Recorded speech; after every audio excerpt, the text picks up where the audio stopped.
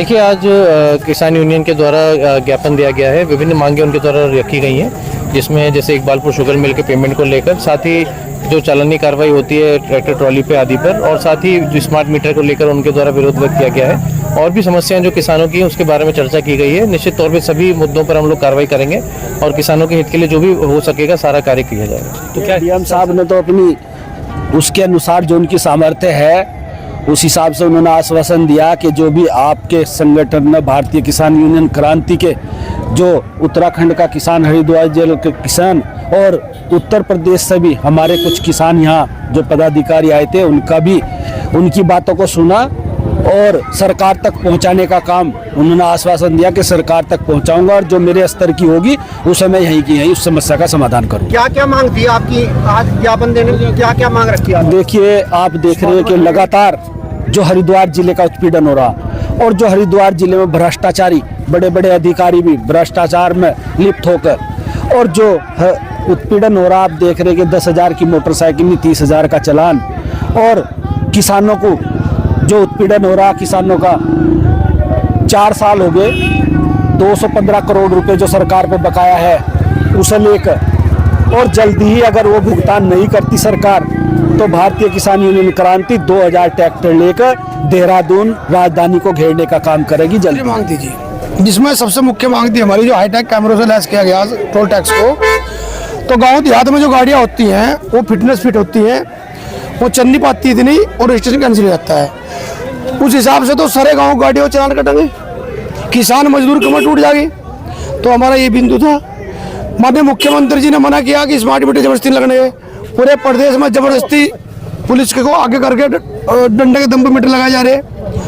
जो मजदूर है चेकिंग के नाम पर उनकी गाड़ियाँ सीज की जा रही। एक मजदूर 100 रुपये तक का चालान भर सकता है, 1000, 2000, 10,000, 20,000 चालान वो नहीं भर सकता। बिजली विभाग लगातार देख लो पूरे उत्तराखंड के अंदर 1 महीने के अंदर कम से कम भी ये लोग 1 लाख किसानों को और मजदूरों को चोर साबित कर रहे हैं। क्या किसान पहले चोर था? चोरी के मुकदमे हवा में तार टूट गया, सुबह लानमान आएगा पैसे बढ़ाने के लिए, अब ये चोरी का मुकदमा। इस तरह के हमारी जो 6 सूत्रीय मांगे थी उसके लिए हमने ज्ञापन दिया। खुद अपने डीएम साहब का आदेश इनके अधिकारी मानने को तैयार नहीं है। हमने देखा, आप लोगों ने देखा आदेश 24/10/2010 का किया हुआ आदेश है। उसके बाद भी आम आदमी का क्या होगा जब डीएम के आदेश का अनुपालन नहीं हो रहा। तो ऐसी मांगों को लेकर हमने आंदोलन किया है और अब भी कोई कार्रवाई नहीं होती तो अगला हमारा कदम देहरादून पहुंचने का है। जय जवान जय किसान। मेरा पंकज राणा नाम है, भारतीय किसान यूनियन से जिला उपाध्यक्ष हूँ, हरिद्वार।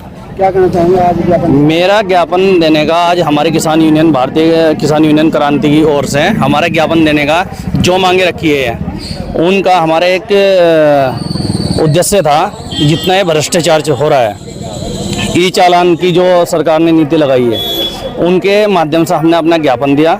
हमारे माननीय डीएम साहब हमारा ज्ञापन शांतिपूर्ण तरीके से स्वीकार किया और उस पर आदेश जारी करेंगे।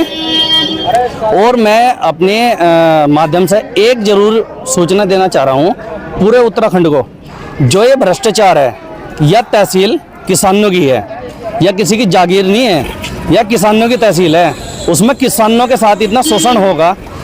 अगर जो किसी ने ज़मीन ले ली, किसानों की ज़मीन ले ली, उस पर अगर जो आप दाखिल खारिज कराने के लिए जा रहे हो तो दाखिल खारिज कराने के लिए 1% कौन कहता है? पटवारी, अंदर विभाग कहता है। अब ये बताओ जी, वो ज़मीन तो ली उसने पॉपुलर बेच के, अपने बहुत मुश्किलों से अपने बच्चों को पालन पोषण कैसे कर रहा, बीज खान पानी समय पर नहीं मिल रहा। तो हम ये कहना चाह रहे हैं कि इतना भ्रष्टाचार पटवारी ना करे, नहीं तो आत्महत्या करनी पड़ेगी किसान ने। या उसके लिए भी छूट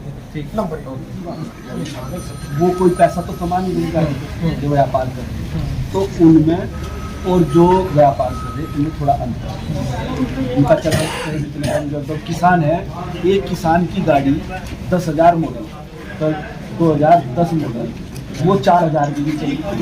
एक आदमी एक साल में 10,000 चला रहा है, एक महीने में 10,000 किलोमीटर, तो थोड़ा सा मतलब सबको एक ही गुस्सा ना होता है। आर्थिक स्थिति के हिसाब से गाड़ियों का चलान हो। जो गाड़ी 2000 किलोमीटर चली, नई गाड़ी चली हुआ 10 साल में, तो उसमें थोड़ा सा अंतर है। और किसान जो है, किसान की जो गाड़ियाँ हैं वो आज तक उनमें टायर भी नहीं बदले गए। 2015 मॉडल तक मॉडल है, आज तक टायर नहीं बदले गए। और वो सर्विस की भी क्वालिटी मतलब नहीं कर पाते कि सर्विस इतनी चलाना कि उसकी सर्विस हो जाए। प्रदूषण तो उन गाड़ियों का जो ज़्यादा चल रही है और सड़क भी इंसान इतनी नहीं तोड़ पा रहा है। ये और लोग तो टैक्स भी एक तरह की छूट भी मिला सबको एक